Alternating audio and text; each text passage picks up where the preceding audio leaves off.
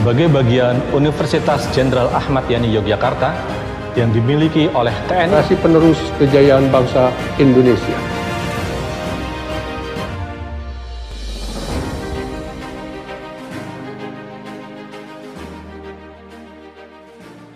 Baik, sekali lagi, bismillahirrahmanirrahim. Assalamualaikum warahmatullahi wabarakatuh. Alhamdulillahirabbil alamin, wassalatu wassalamu ala asyrofil anbiya'i wal mursalin wa ala alihi wa ashabihi ajmain, amma ba'du.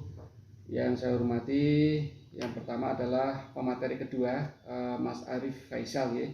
Kemudian Ketua Forum Pembina untuk Wirausaha, Ketua Pelaksana, yang saya hormati juga, yang saya cintai Kakak Moderator, Mbak Putri ya, Kak Putri, yang saya cintai dan saya dambakan.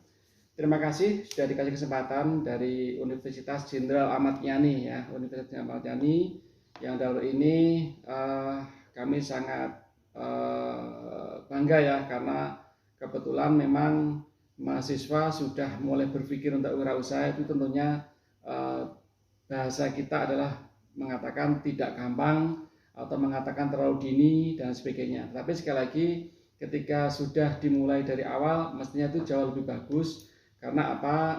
Tentunya akan lebih paham, semakin banyak pengalaman tentunya akan semakin bisa untuk bagaimana untuk mengatasi segala kesulitan. Karena yang namanya usaha tentunya tidak semuanya berjalan mulus, tapi mestinya juga ada hal-hal sandungan-sandungan. Semakin besar usaha juga semakin besar persaingan juga, semakin besar juga tantangan yang akan kita hadapin. Nah, nanti apa yang kami sampaikan, semoga apa yang diharapkan bisa menjadi poin kepada semua peserta, terutama mahasiswa khusus dari Universitas Ahmad Yani atau dari mahasiswa yang lain atau peserta yang di luar kemahasiswaan. Baik, izinkan kami Kak Putri atau dari IT untuk saya share screen ya, share screen yang hubungannya dengan apa yang nanti akan kami sampaikan. Pagi hari ini ya, kami akan menyampaikan yang sifatnya praktis ya, sifatnya praktis yang juga berdasarkan pengalaman secara pribadi. Perjalanan usaha kami sejak mulai dari kurang lebih kami mulai sekitar 16 tahun yang lalu, yang dalam hal ini nanti apa yang bisa diambil dipetik oleh peserta, monggo nanti bisa kita sharingkan.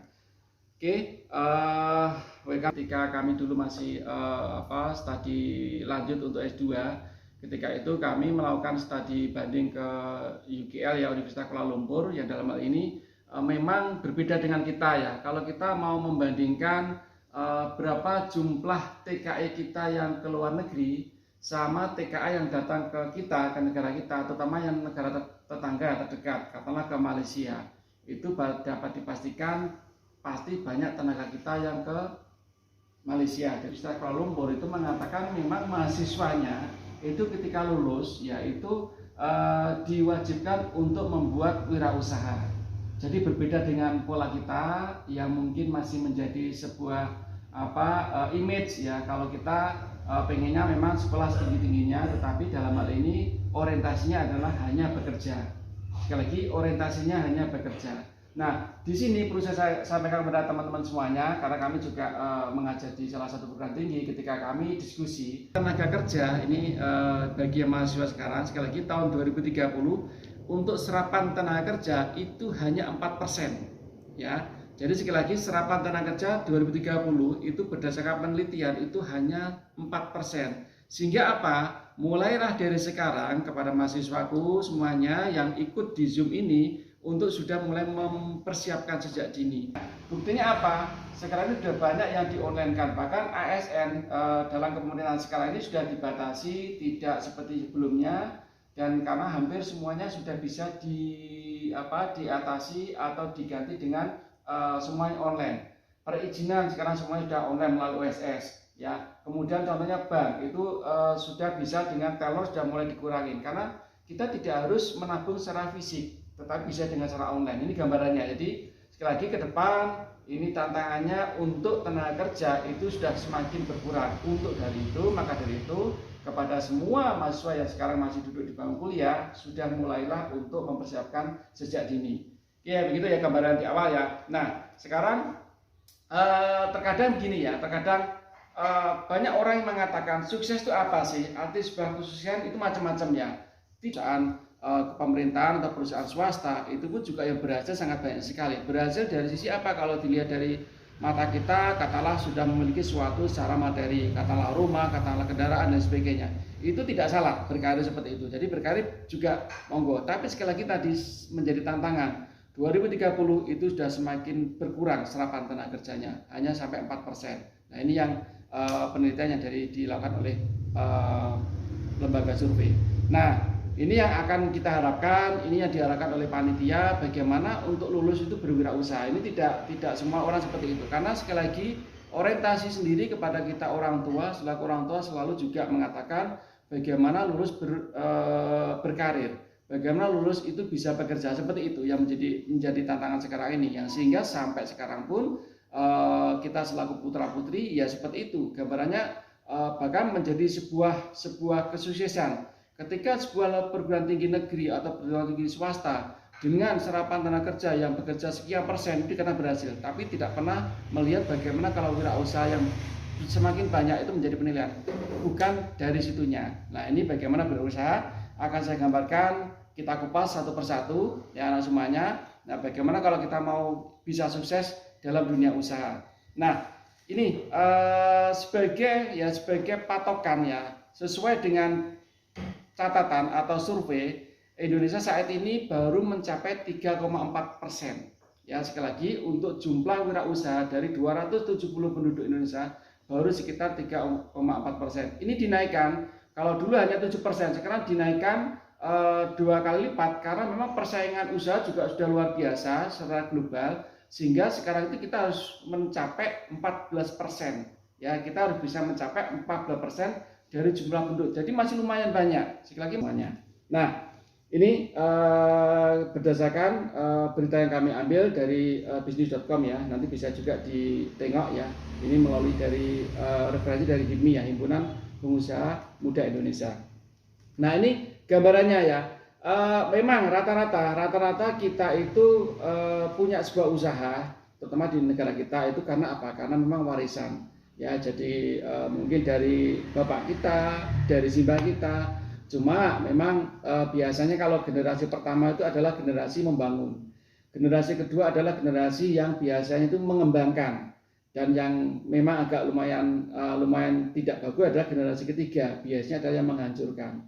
Jadi pertama itu biasanya membangun, yang kedua generasi kedua itu biasanya mengembangkan, dan yang ketiga biasanya yang tinggal menikmati. Lah itulah yang karena menikmati tidak merasakan bagaimana dulu jerih payah dari generasi pertama sehingga menjadi rebutan, dan yang terakhir akan menjadi sebuah perusahaan yang tinggal kenangan. Ini maka dari itu jangan sampai bagi anak-anak semuanya yang sekarang ini juga masih mewarisi atau masih meneruskan perusahaan dari orang tua atau simbah ya, apalagi sekarang udah zaman milenial, diharapkan untuk tidak malah menghancurkan, tetapi bagaimana untuk bisa membuat perusahaan dari keturunan ini menjadi perusahaan yang memang menjadi lebih besar. Itu yang kita harapkan. Nah, kemudian terkadang ya ini hanya cuma semacam bisa terjadi juga ya, bagaimana ketika kita menjadi seorang wirausahawan karena memang kita berkeluarga atau menikah dengan orang kaya. Tapi sekali lagi ini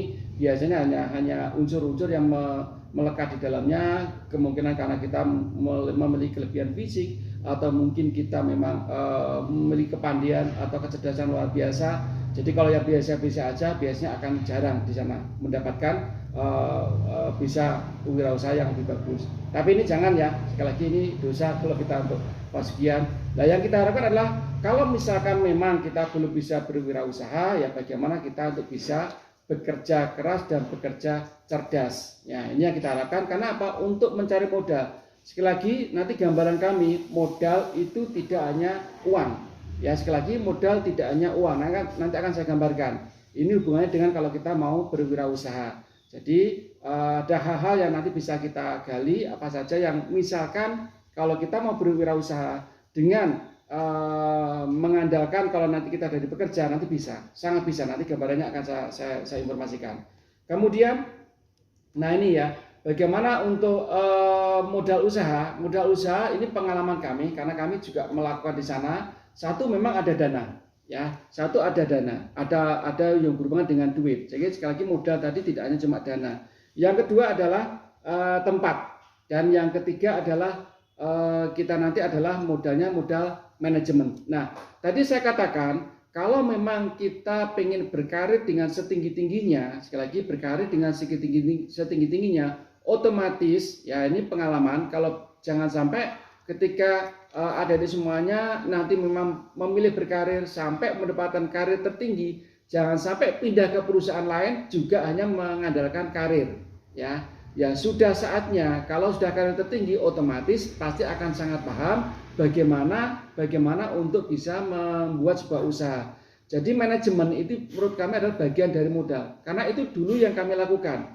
Jadi untuk dana itu kami hampir zero, tidak ada dana, tetapi kami punya kemampuan manajemen untuk mengelola sebuah perusahaan. Ketika saya untuk di hire atau mungkin direkrut sebuah perusahaan, saya sudah tidak mau sebagai karyawan, tetapi bagaimana manajemen tersebut juga dianggap sebagai modal dengan sekian persen. Kami waktu itu hanya 1/4% atau 25% untuk manajemen, ya, sehingga ketika perusahaan berkembang otomatis kita mengalami valuasi semakin tinggi dan sekarang ini kami rasakan seperti itu.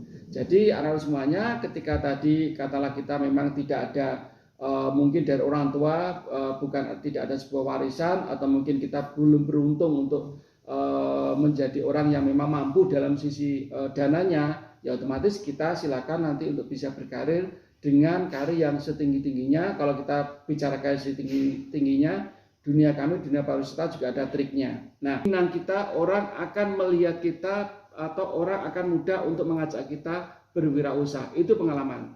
Jadi kalau kita bekerja, berkarir hanya biasa-biasa aja, orang tidak akan menengok kita. Orang tidak akan mengajak kita. Tapi kalau kita mendapatkan posisi yang setinggi mungkin, otomatis orang pasti akan mengajak kita.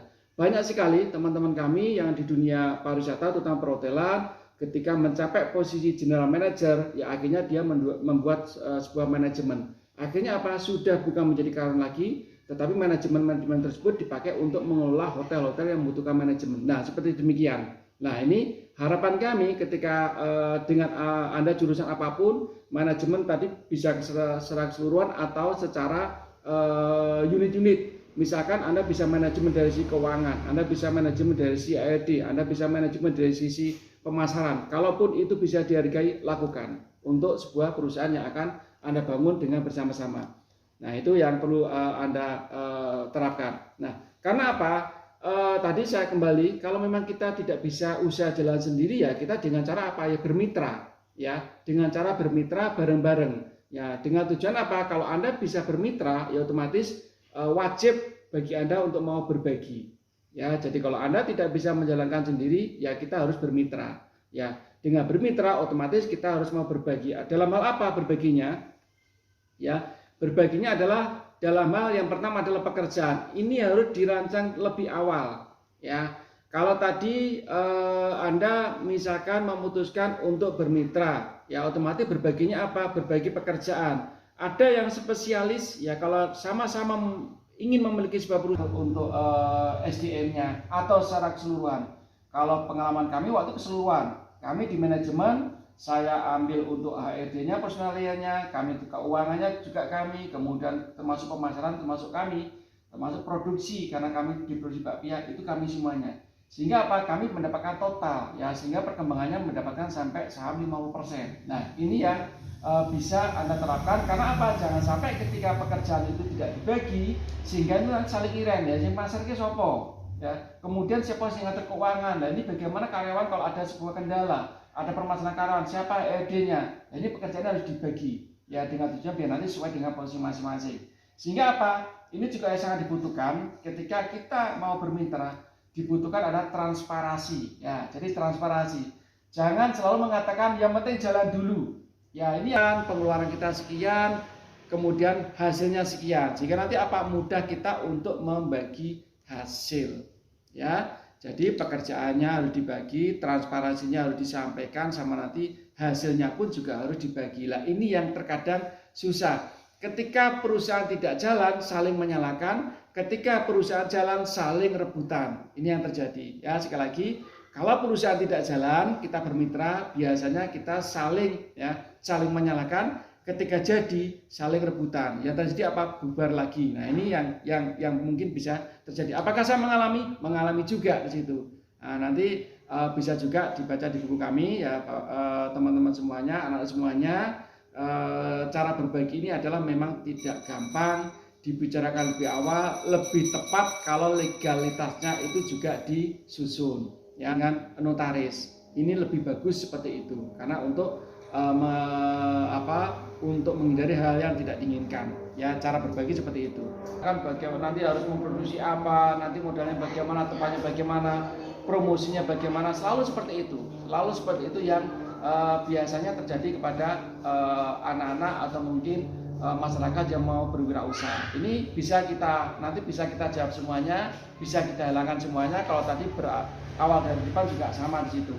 Nah, Oke, anak-anak semuanya, prinsip kami kalau kita mau berbisnis adalah satu, bisa kulaan atau bisa memproduksi, kemudian bisa jualan, dan satu lagi kita harus dapat untung. Kita dapat untung nggak usah bisnis, itu namanya bukan bisnis, itu namanya foundation ya. Jadi mendirikan perusahaan foundation artinya hanya untuk sosial ya. Kalau bisnis ya susunlah, mau bisnis yang mendapatkan hasil atau bisnis yang untuk hanya sekedar sosial ya. Kalau sosial nggak masalah karena bagaimanapun kita juga ada sosialnya, tapi nanti harus ada space tersendiri ya. Nah, kalau ini sebuah pertanyaan kepada kita semuanya, atau waktu itu saya juga tidak begitu memahami, ketika kita melihat sebuah barang dagangan seperti ini, apa yang terlintas di pikiran kita? Ya, mungkin di pasar atau mungkin di kampung-kampung kita atau di tetangga kita banyak sekali produksi-produksi yang dibuat kemasan-kemasan atau mungkin masih dalam bentuk bal, misalkan dalam bentuk plastik besar. Lah ini apa yang terjadi?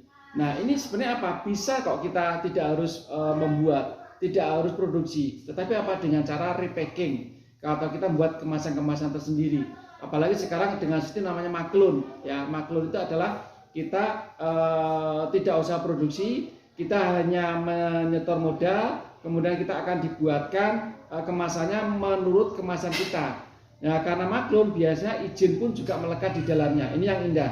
Ya, misalkan entah yang sekarang maklum banyak, entah itu kosmetik atau kecantikan, entah itu misalkan produksi pangan seperti kayak kopi dan sebagainya. Ya, karena kami juga melakukan seperti itu. Ya, produksi yang namanya misalkan kayak alat obat-obat kebersihan seperti kayak cuci tangan, cuci piring, kemudian pel, itu semua di maklun sekarang bisa anak-anak semuanya. Jadi tidak harus kita memproduksi, tapi kalau bisa bagus karena untuk penanganan cost. Nah, tapi sekali lagi kalau kita hanya memandang bagaimana untuk bisa lebih cepat, ya kita dengan cara apa? Repacking atau sekarang istilah itu maklun ya. Dengan kita menyetor modal tertentu, nanti kita akan mendapatkan kemasan sekian pack yang nantinya nama sesuai dengan apa yang kita inginkan, dan izin itu nanti kita akan dikasih izin yang melekat di dalamnya. Ini luar biasa sekarang lebih gampang. Nah, biasanya kalau kita berpikir mengenai usaha ya, sekali lagi selalu orang ditakuti oleh yang namanya kegagalan ya. Usaha yang baik itu apa? Usaha yang dilakukan, bukan usaha yang banyak pertimbangan, bukan usaha yang banyak analisis ya. Jadi ketika kita berpikir dengan otak kanan kita, otomatis bagaimana berarti kita nggak enak. Kalau kita nanti tidak jalan, berarti kita nanti otomatis akan rugi lah. Ini jangan sampai. Tadi di awal saya berbicara kalau yang namanya modal tidak hanya dana, tapi modal adalah manajemen. Nah, terkadang juga orang yang punya dana itu juga maunya adalah yang untung. Ketika untung dia mau mendapatkan sharing. Tetapi kalau tidak untung dia minta dikembalikan modalnya, berarti nggak usah orang usaha seperti itu. Karena apa? Kalau misalkan kita mau bermitra, kita sebagai manajemennya, kemudian ketika usaha tersebut gagal kok kita harus mengembalikan dana yang diberikan, berarti itu orang yang punya dana belum siap untuk bermitra.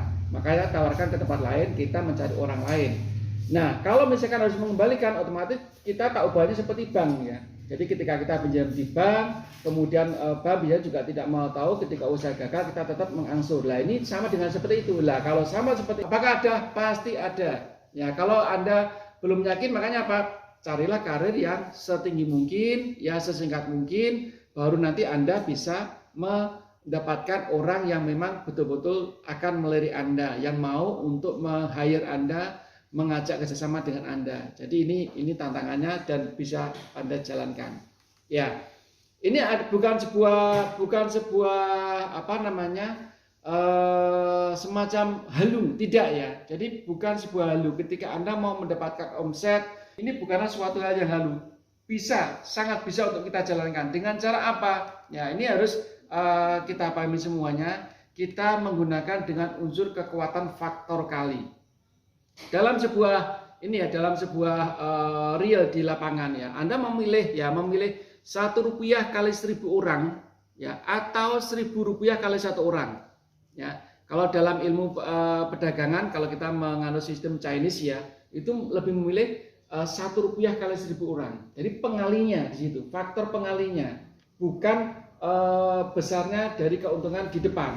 Ya, ini yang walaupun ada nggak perusahaan seperti itu, ada ya, karena contohnya kalau dengan menjual setinggi-tingginya dengan harapan orang juga terbatasi, tidak begitu banyak, tapi prinsipnya masing-masing. Kalau kami memilih adalah 1 rupiah kali 1000 orang, jadi faktor pengalinya yang kami pilih di situ. Nah, ini adalah sebuah ilustrasi bisa Anda lihat.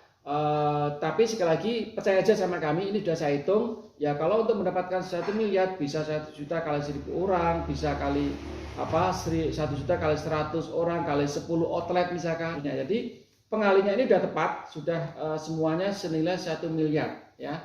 Jadi yang terakhir bisa 5 ya, bisa misalnya 5 toko kali 5 tempat kali 10 lokasi di luar Jawa misalkan, dan seterusnya. Jadi ini nilainya adalah tetap sama 1 miliar ya. Jadi sekali lagi para peserta Zoom pada pagi hari ini, yang namanya omset yang kita harapkan ya itu bisa dilakukan dengan cara pengalinya, faktor pengali ya.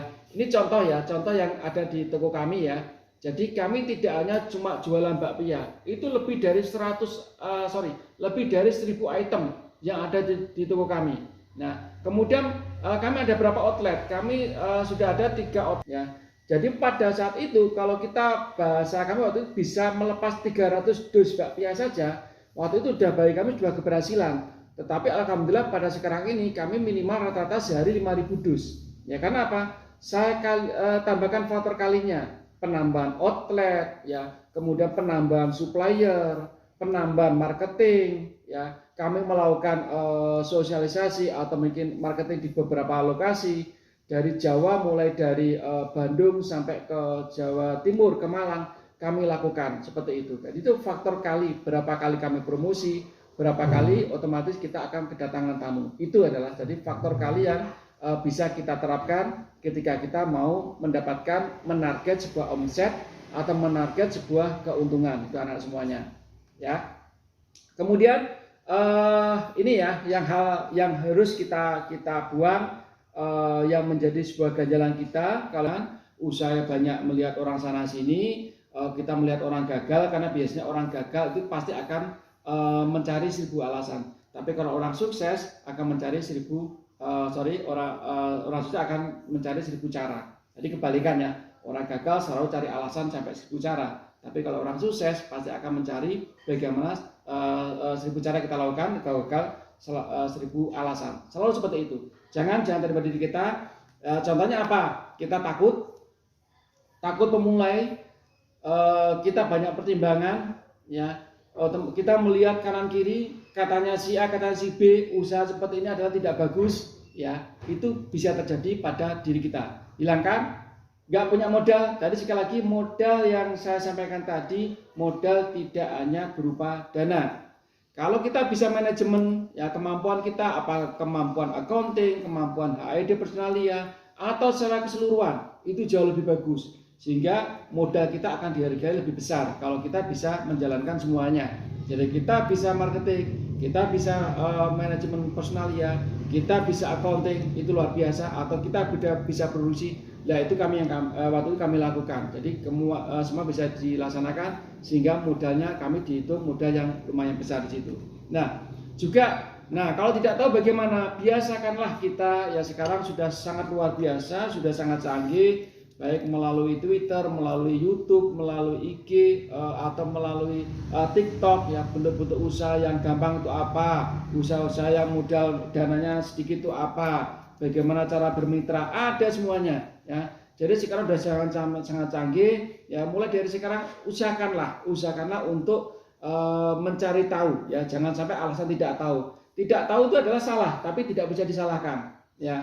Kalau orang mengatakan tahu nggak ini tidak tahu, sudah selesai ya, itu tidak salah karena juga tidak bisa disalahkan. Tapi makanya sudah zamannya sudah sangat canggih seperti ini ya. Anda semuanya ya, kita selalu mengatakan sibuk dengan waktu ya, nggak punya waktu ya.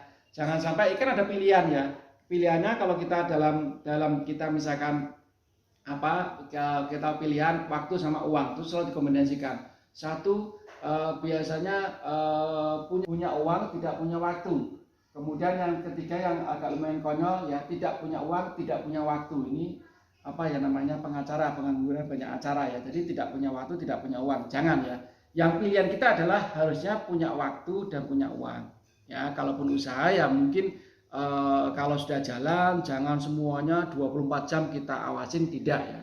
Makanya kita perlu tim ya, perlu penyusunan tim yang kuat. Sehingga kita harapannya kita juga ada waktu dan kita juga punya uang. Itu yang kita harapkan ya. Dalam hal ini motivasi ya selalu seperti itu yang kita harapkan, punya waktu, punya uang. Gengsi, ada yang gengsi ya. Anak semuanya peserta Zoom pada pagi ini, kami juga dulu merasakan yang namanya kadang ya maaf ya, terkadang dari orang tua kita sendiri pun juga mendukung kegengsian kita. Yang sehingga ketika kita usaha mungkin orang tua tidak tega ditangisin, sehingga pada saat kita dorong gerobak ya, kami pernah dorong gerobak soto ya, kemudian dorong atau bongkar pasang yang tenda, itu terkadang kita malu. Kenapa malu kalau itu usaha kita? Yang kita juga tidak lebih malu kalau kita misalnya minta di jalan-jalan, itu kita lebih malu. Trauma. Nah, anak-anakku semuanya peserta Zoom ya, trauma kebetulan ya, tapi semoga tidak terjadi pada peserta Zoom kali ini ya. Usaha-usaha yang jalan pada sekarang ini yang kami lakukan itu memang pernah gagal ya, pernah gagal. Contoh misalkan dalam hal bidang lembaga diklat ya, kami pernah mendirikan yang namanya Ganesha Multi Center, tutup. Mendirikan Global Samudra Indonesia, tutup. Sekarang menjadi San Marino Indonesia. Restoran ya, dulu pernah kita punya Pak Uha, kita pernah punya namanya Mr. Pedaso ya. Sekarang sudah ada yang namanya pernah Olam Tirta yang terakhir gagal dan sekarang sudah ada Jamur Jawon Resto dan juga ada Sekarwangi Resto yang barusan saya buka sebulan yang lalu ya. Jadi juga dulu punya outsourcing, ada cleaning service ya, untuk menjalankan. Begitu anak-anak. Trauma. Dan nah ini biasanya yang terjadi kalau kita sudah mendapatkan posisi tertinggi. Contoh saya pernah bekerja di kapal pesiar.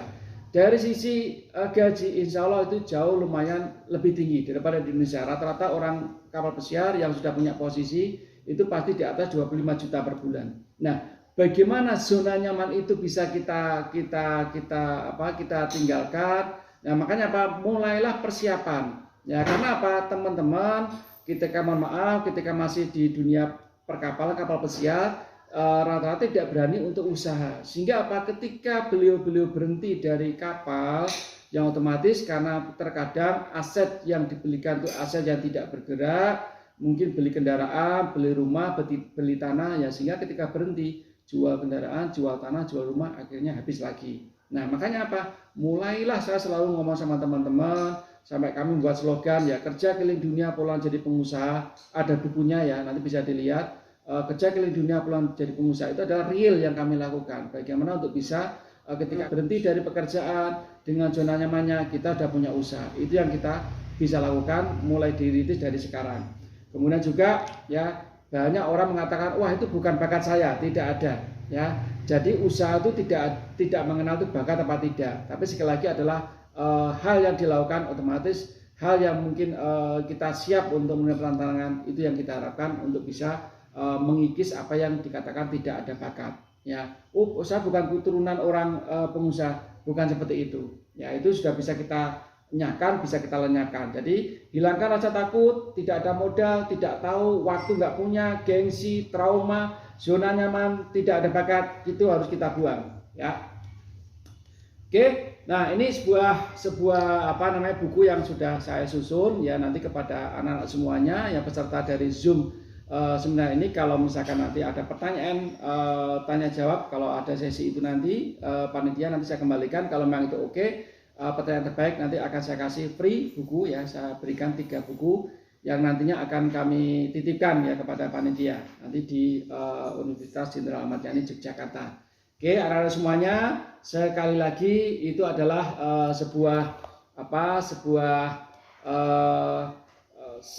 sekelumit tentang slide yang kami bagikan, yang memang itu betul pernah kami rasakan, sehingga silakan kami terbuka di sosial media kami, di Facebook kami ada, di Instagram juga ada, di YouTube juga ada. Kalau WA silakan, insya Allah kami akan selalu menjawab ya. Silakan ditulis saja WhatsApp kami, nanti insya Allah kami jawab. Dan juga sehubungan dengan nanti yang tadi saya katakan, pertanyaan terbaik, nanti 3 pertanyaan insya Allah nanti akan kami berikan semacam cindera mata berupa buku yang nanti akan saya tangani, yang nanti akan diambil di Universitas Jenderal Ahmad Yani. Oke, saya kira demikian. Kak Putri cukup, terima kasih. Silakan kalau dilanjut dengan seksi tanya jawab. Terima kasih, saya kembalikan. Monggo Pak Putri. Saya mau tanya Kak, saya pernah mendengarkan bahwasanya di dalam kewirausahaan itu ada sebuah teori yang menyatakan pertama itu kita harus berinovasi, yang kedua kita tuh harus memiliki stimulan yang tinggi, yang ketiga itu kita harus berimplementasi, yang terakhir itu kita harus tumbuh. Nah, bagaimana cara kita Pak menghadapi pesaing yang kuat melalui belakang layar, biar apa pesaing itu tidak tahu. Terima kasih.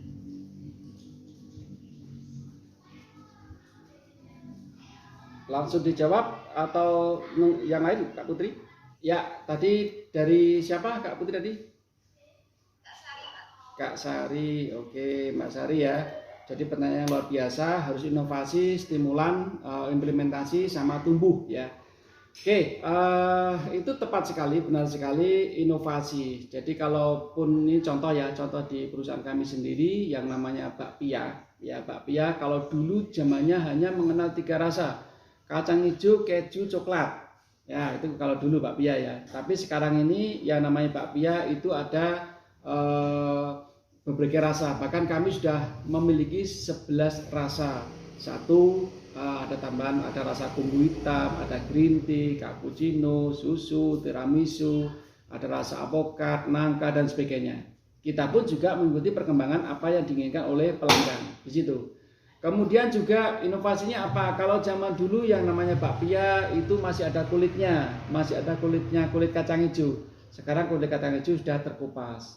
Kalau zaman dulu bakpia itu kulitnya itu kalau dimakan itu kering atau meripilin lah bahasa Jawanya, atau mungkin pada rontok kulit-kulitnya. Tapi sekarang udah bisa kita buat yang lebih lembut. Kemudian di situ nanti otomatis ketika digigit itu langsung maknyes, langsung bisa kita kunyah, tidak harus berantakan untuk kulitnya. Nah, juga di sini dikatakan masalah inovasi ya. Di situ kami juga melakukan yang namanya, kalau dulu beli bakpia hanya cuma di toko, ya di toko ada showroom kita beli. Tapi sekarang kita buat inovasi, kami menampilkan live ya. Jadi juga ada pabriknya. Jadi pabrik bisa dilihat lebih jelas, langsung bisa dilihat. Jadi nggak cuma hanya masang ini, tidak hanya cuma masang display saja, tapi bisa dilihat bagaimana proses pembuatannya, itu bisa di situ. Juga kalau dulu misalkan kita hanya mengandalkan kalau dulu tuh hanya mungkin dari abang beca, mobil pribadi, sekarang udah bisa dengan bis pariwisata. Jadi sekali lagi inovasi itu penting. Nah, dengan cara apa? Bisa melalui dari info pelanggan. Jadi kalau biasanya sebuah perusahaan atau produk kan ada yang namanya hotline service. Yang di situ otomatis apa? Ketika ada pertanyaan, ada sebuah kritikan, atau mungkin masukan, atau mungkin komplain, bisa langsung diatasi. Dari situ juga nanti kita bisa melakukan yang namanya inovasi. Ya, dulu mungkin tidak mengenal namanya. Sekarang yang juga lagi viral adalah bakpia kukus misalkan. Ya, bakpia kan harusnya di oven dikukus. Nah, karena yang penting adalah omset, ya kami lakukan juga. Karena itu perkembangan yang diinginkan oleh tujuan biar nanti termasuk akan mendapatkan pertumbuhan. Nah, maksudnya apa kalau tumbuh? Jadi begini, karena yang namanya usaha itu setiap ada keuntungan, ya harapannya tidak langsung dibagi, tidak dihabiskan untuk kita share kepada semua pemegang saham, jangan ya. Pengalaman kami merasakan 2 kali ya. Pada saat itu pernah dulu meletus Gunung Kelut dari Kediri ya, itu bagaimana abunya nyampe ke Jogja yang berdampak parah, sampai yang namanya Candi Borobudur itu lebih dari 3 bulan ditutup ya. Kemudian hantaman yang kedua adalah adanya pandemi ya, sejak awal tahun 2020 sampai kemarin awal 2022, 2 tahun kita dihantam oleh pandemi. Nah, kalau seandainya kita tidak punya tabungan, ya kalau kita seandainya tidak mengembangkan, ya otomatis ya ada 3 pilihan ketika terjadi kemarin pandemi. 1, tutup permanen atau dijual atau dibuat mangkrak. Yang kedua, kita bisa buka tutup itu kami lakukan ya. Jadi saya juga pernah mengalami tutup juga usaha, kemudian buka tutup kami lakukan. Dan yang terakhir yang hebat adalah apa? Tetap berjalan walaupun memang tidak ada pelanggan. Itu memang yang kekuatan modalnya luar biasa di situ. Itu anak-anak semuanya ya. Jadi sekali lagi sangat dibutuhkan ya tentang inovasi ya, untuk lebih tumbuh itu sangat dibutuhkan. Kalau tidak ada inovasi, saya kira kok sulit sebuah perusahaan ya. Ya kalau dulu siapa yang tidak mengenal, kalau orang multiplikator siapa yang tidak mengenal namanya HP yang namanya Nokia. Tapi sekarang sudah mengenal Android. Dulu adanya namanya BlackBerry. Ya BlackBerry, akhirnya sekarang BlackBerry juga sudah ditinggalkan, adanya WhatsApp, adanya misalkan Twitter dan sebagainya. Begitu, sudah terjawab kira-kira? Sudah Pak, baik, terima kasih Bapak. Yang lain silakan. Kalau saya saudara yang tidak ingin berbisnis namun berada pada lingkungan yang toksik, dan strategi apakah yang harus dipersiapkan berbisnis di era kecanggihan teknologi informasi sekarang, dan apakah jika berbisnis dengan berkolaborasi baik dalam membuat bisnis berkembang, dan bagaimana memaksimalkan media sosial dalam berbisnis, jenis bisnis seperti apakah yang peminatnya banyak, mengingat bisnis itu hanya mengikuti tren saja, dan bagaimana memberikan inovasi pada bisnis. Sekian, terima kasih. Dari Kak siapa tadi? Kak Hari ya?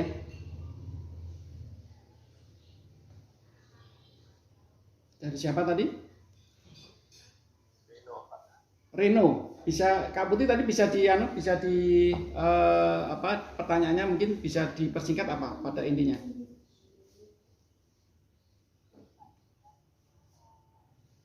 Kecil sekali suaranya Kak Putri. Iya Pak, yang dipertanyakan kabin itu kiat-kiat yang dilakukan kami sebagai generasi milenial itu sebagai agen perubahan dan pengembangan soft skill dan hard skill di bidang bisnis ini Pak. Ya, oke. Di sini kan mestinya anak-anak semuanya yang masih mahasiswa kan ada sebuah mata kuliah yang kewirausahaan. Nah, mungkin selama ini kewirausahaan yang diterapkan hanyalah secara materi. Tapi sekali lagi ketika Bapak Ibu dosen pengajar itu juga memberikan life skillnya atau mungkin contoh yang memang nyata dalam hal bidang usaha, saya kira itu sangat tepat ya. Jadi materi yang disampaikan itu kalau diiringi dengan contoh-contoh usaha-usaha yang jalan ya. Maksud saya usaha yang jalan itu memang tidak harus usaha yang katakanlah ya hanya cuma dipandang usaha yang besar ya, misalkan punya bis pariwisata, misalnya punya hotel, punya resort, enggak. Tapi usaha-usaha yang jalan adalah yang terkecil apapun itu, misalkan kayak warung kelontong, mie ayam bakso atau mungkin jual pulsa dan sebagainya. Kalaupun itu dipandang memang sudah cukup bisa untuk kebutuhan sendirilah minimal seperti itu. Berarti itu sudah menurut kami sudah merupakan yang sukses ya. Karena sekali lagi kami dengan anak-anak didik kami yang memangnya di kapal pesiar bahkan lebih dari 10 tahun di kapal pesiar, dia punya kendaraan, saya tidak akan salut. Tetapi saya lebih salut kalau dia punya usaha apapun. Itu yang kami harapkan. Apakah itu usaha kalau ada teman yang sudah punya peternakan ayam, ada yang sudah punya ini misalkan kayak dia distributor dari Temanggung, distributor pengepul untuk tembakau dan sebagainya ya, seperti itu. Jadi jangan sampai kita tuh hanya stuck ada di materi, tetapi kalau ada Bapak Ibu dosen yang memang punya usaha, kita bisa berguru. Orang-orang yang sukses dalam usaha kita juga bisa mendekat. Intinya apa? Jangan pernah kita menutup diri. Ya, satu lagi jangan pernah menutup diri. Siapapun yang sukses, apalagi sekarang juga di medsos banyak sekali kiat-kiat sukses, usaha-usaha yang usaha-usaha yang ditonjolkan, yang disampaikan di medsos, yang berhasil karena apa, yang berhasil tantangannya apa, saya yakin ada semuanya. Nah, tergantung dari niat kita. Kalau niat kita, sekali lagi anak-anak semuanya, usaha itu adalah mulia. Karena apa? Kita bisa, insya Allah, kita bisa membantu kehidupan banyak orang. Alhamdulillah kami merasakan, katakanlah kami punya 300 karyawan ya, dengan Resto Oleh-oleh itu ada 300 karyawan. Semuanya pasti punya anak, punya istri, katakanlah satu aja ada suami istri, udah kalau sekitar 300 berarti ada 600 suami istri di situ masuk, yang ibaratnya dari sisi kehidupan bisa jalan di situ. Kemudian ada supplier sekitar 200 supplier juga punya anak istri, ya otomatis lebih dari 1000 yang berkecimpung di usaha yang kami jalankan. Nah ini ya anak semuanya, apapun usaha itu ya bisa membantu, minimal diri kita bisa mandiri, untuk keluarga bisa mandiri. Kalau nanti berkembang ke tetangga, berkembang lagi ke orang di luar kampung kita, itu jauh lebih bagus. Selalu lakukan, selalu belajar ya. Tanya orang yang sudah berhasil. Sekali lagi jangan, ya maksud saya adalah gini, kalau kita selalu dekat dengan orang yang berhasil, insya Allah keberhasilan juga akan mengikut kita. Jadi tergantung dari lingkungan kita. Kalau kita hanya berkelumit kepada orang-orang yang gagal, kita hanya bergaul dengan orang seperti itu, ya mohon maaf, tidak akan kita berhasil. Karena orang yang kita sama-sama orang gagal, kalau berkumpul malah semakin ambiar, nanti kan seperti itu. Jadi diusahakan tetap bergaullah sama-sama orang pintar. Kalau saya secara pribadi sampai sekarang pun ini saya masih belajar. Saya masih ikut seminar ya, seminar bagaimana mensukseskan restoran. Walaupun saya punya resto, tapi saya senang belajar ya. Kemudian oleh-oleh, bagaimana mengelola sebuah objek wisata. Saya masih selalu seperti itu. Motivasi masih saya lakukan. Ya, baik yang berbayar, baik yang gratis, baik melalui langsung offline, baik online saya lakukan. Jadi seperti itu. Jangan pernah kita untuk berhenti belajar. Begitu intinya, Mas Bino. Ada lagi? Ya, bagaimana caranya membuat caption yang menarik untuk menarik engagement penjualan bisnis kita agar bisa sampai ke konsumen secara luas? Lalu bagaimana menciptakan brand awareness ketika penjualan di sosial media? Ya, untuk jawaban bisa kita persingkat ya. Sekarang ini kalau untuk anak-anak muda ya, bahkan kayak anak kami punya masih SD ya, masih SD itu juga sudah sangat paham tentang media sosial. Nah, mereka semua adalah sudah sangat konsumtif terhadap media sosial ya, bukan konsumtif untuk dalam hal jajanan mengeluarkan dana ya, tapi mengeluarkan hanya sebatas pakai data. Tapi di situ adalah itu sudah merupakan bagian dari pasar. Nah, kalau kita sudah tahu ya, sudah tahu bagaimana cara mengoperasionalkan sebuah medsos ya, karena saya yakin anak-anak sudah sangat paham dengan TikTok, sudah sangat paham dengan namanya Instagram, atau mungkin apalagi yang hubungannya dengan media sosial, Facebook dan sebagainya. Nah, itu adalah pasar kita, itu adalah pangsa yang bisa kita garap, kita kelompokkan. Karena sekali lagi kita ketika mau menembak sebuah pasar kan tidak sembarangan kita tembak dengan menggunakan kayak tembakan yang cuma tidak efektif. Kita sasar ya. Jadi kita lihat, kita sesuaikan kalau kemampuan kita. Contohnya seperti ini. Kami sekarang sudah bisa memilah-milah untuk pelanggan entah itu resto, entah itu oleh-oleh. Maksudnya demikian. Kami sasaran kami adalah dunia pariwisata. Dunia pariwisata siapa di situ? Bisa tamu rombongan bis pariwisata, bisa tamu FIT atau mungkin tamu pribadi dengan mobil pribadi, atau tamu dengan beca atau andong. Nah, yang bisa saya sasar karena saya hubungannya dengan bis pariwisata, berarti apa yang saya sasar? Yang saya sasar adalah yang menjalankan siapa? Biasanya itu ada biro travelnya atau biasanya ada PO busnya. Nah, itu yang kami sasar. Jadi kami sudah bisa mengklasifikasi ya, jadi tentukan pasar itu seperti demikian. Kalau tadi, karena sekarang gini anak-anak semuanya sekarang itu karena sudah zaman digitalisasi semuanya bisa kita atasi sampai katakanlah dapat modal dana saja. Terkadang waduh nggak punya modal. Nah, tapi jangan sekali-kali Anda mengatakan modal dengkul ya, itu tidak boleh. Dengkul itu lutut ya, lutut itu mahal ya. Ada yang mau seharga 1 miliar. Jadi kita dengan modal 0 atau modal 0 ya seperti itu. Jangan mengatakan modal dengkul ya, karena dengkul itu mahal ya, hati-hati ya.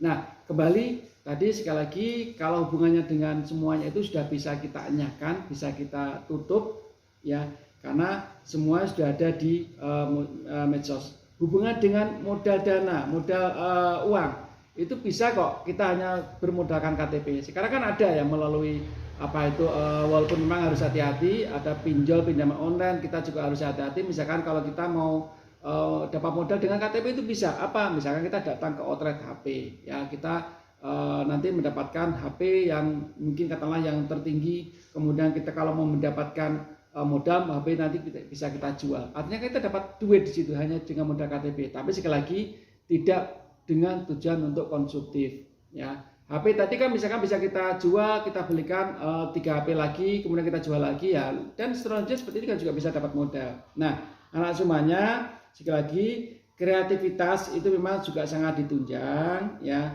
Tapi sekali lagi kalau semuanya itu bisa kita jalankan, bisa kita terapkan di media sosial itu untuk anak-anak sekarang pasti jauh lebih sempurna daripada kami di generasi dikatakan generasi Y atau apa ya, generasi old di situ. Ya, jadi sekali lagi kreativitas tergantung dari kita sendiri ya, selalu kumpul dengan orang-orang yang berhasil, orang-orang yang tepat ya. Kemudian jangan pernah kita berhenti untuk belajar ya. Jadi kalau membuat, termasuk tadi dikatakan membuat caption bagus bagaimana ya, dari situ kan kita juga bisa melihat kalau IG yang bagus, kalau kita tertarik terhadap sesuatu yang memang itu menarik kita untuk membeli, berarti ya jalankan seperti itu juga ya. Sama halnya, jadi ketika Anda contoh gini, kalau Anda masuk ke sebuah restoran, yang Anda harapkan dalam pelayanan seperti apa? Misalkan pelayanan cepat, kemudian waiternya ramah, waitressnya ramah, kemudian di situ semuanya dengan memberikan pelayanan yang memang prima. Ya berarti otomatis ketika kita mau buka restoran harus sama, harus pelayanan cepat, waiter-waitressnya ramah, kemudian juga misalkan tata letaknya harus bagus, ya seperti itu. Jadi kalau apa yang kita harapkan itu pengen terjadi pada diri kita, maka ketika kita mendirikan usaha berarti harus sama dengan apa yang kita harapkan. Intinya seperti itu, balik kepada konsumen. Demikian. Ada lagi? Speakernya bisa ditingkatkan nggak? Mungkin pertanyaan terakhir dari KRI Tangerang, Pak. Iya, gimana? Saya bacakan, bagaimana mengubah pola pikir investor Indo untuk masuk online, kolaborasi seperti apa yang dilakukan oleh online untuk mengembangkan platformnya dan mengarah pada profitabilitas serta dalam menghadapi bonus demografi yang akan datang. Ya, jadi sekali lagi tantangan ya dari Mbak Eri dari Tangerang ya. Jadi tantangan itu semakin lama semakin luar biasa. Kecanggihan dari dunia digital juga luar biasa ya.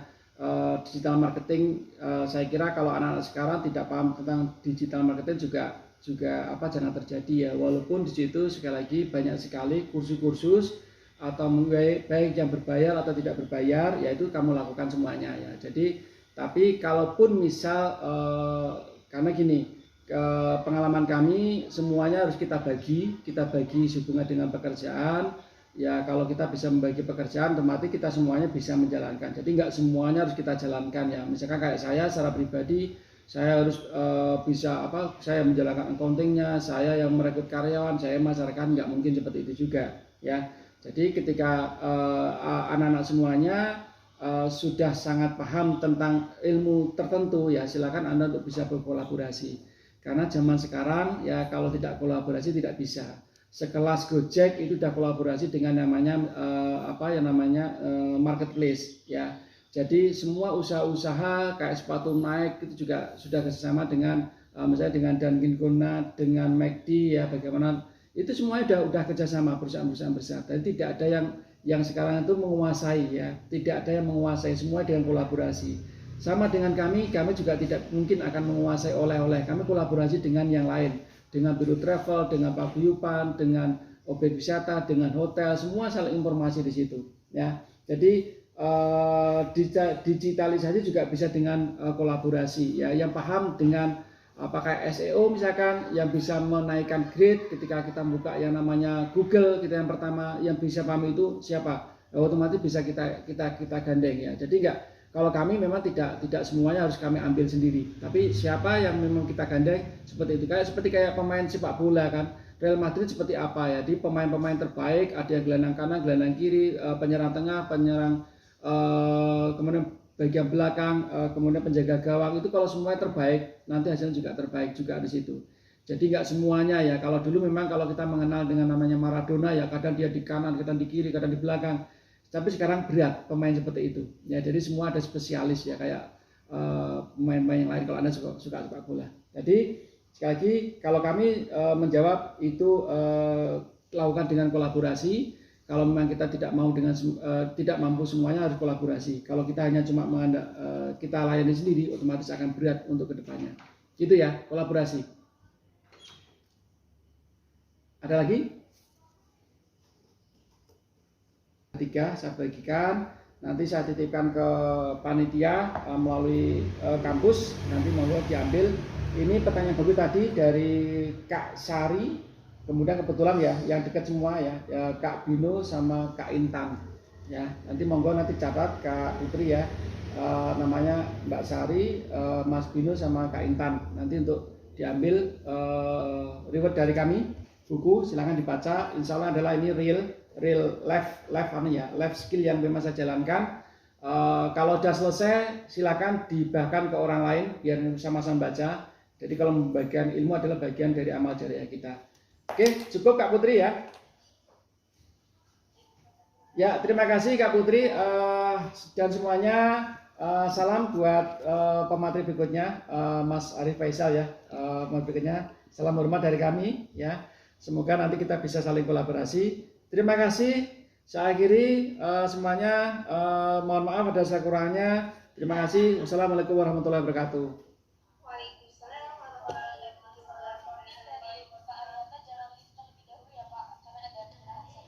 Oke, siap. Baik, selanjutnya ada penjelasan singkat dari Ketua Pelaksana kepada kami lagi, saya persilakan. Baik, terima kasih moderator.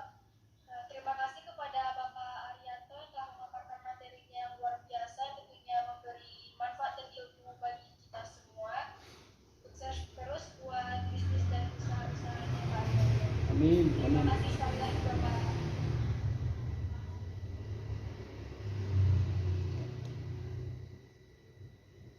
Terima kasih semua panitia, sukses ya. Kita tangga memulai dari Universitas Jenderal Ahmad Yani, memulailah dari kita, dari kampus kita ya, untuk mulai usaha. Thank you ya semuanya. Saya izin untuk melanjutkan selanjutnya. Mas Arif Faisal, monggo kontaknya, nanti bisa minta panitia, saya bisa koordinasi dengan panjenengan. Matur suwun.